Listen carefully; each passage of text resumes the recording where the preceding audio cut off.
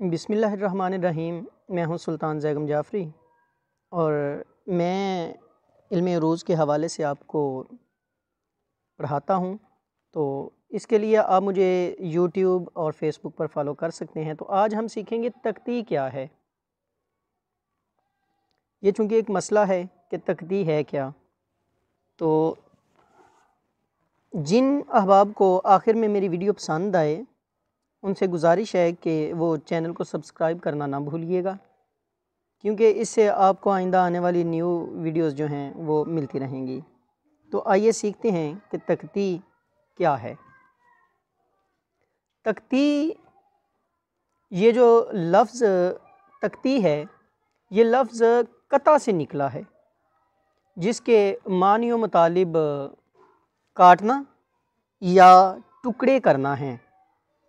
और इल्मे इस्तिलाह में इससे मुराद शेर का मुकर्ररा बहर के हरूफ के साथ मुताबकत करना है।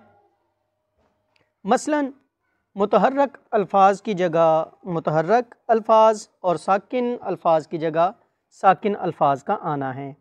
मुतहर्रक और साकिन क्या हैं, इनके बारे में आप पहले ही सीख चुके हैं, और जो अहबाब चैनल पर नए आए हैं वो मेरे इसी चैनल की वीडियोस में जाकर सीख सकते हैं कि मुतहर्रक और साकिन अल्फाज क्या हैं। तो तख्ती बुनियादी तौर पर है क्या, तो आइए जानते हैं कि तख्ती क्या है। मिसरों के अरकान को टुकड़े करना या तकसीम करना तख्ती कहलाता है।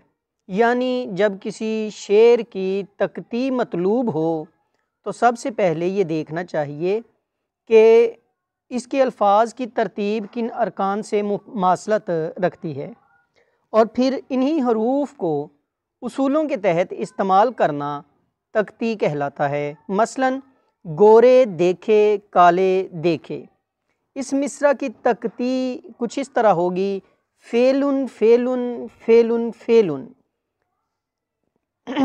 जो लिखने में कुछ इस तरह होगी, गोरे देखे काले देखे। उम्मीद है कि आप अब तख्ती के अमल को समझ चुके होंगे। वस्सलाम। सुल्तान ज़ैगम जाफ़री का आदाब। हमारे चैनल को सब्सक्राइब करना और वीडियोज़ को लाइक करना मत भूलिएगा। अल्लाह हाफ़िज़।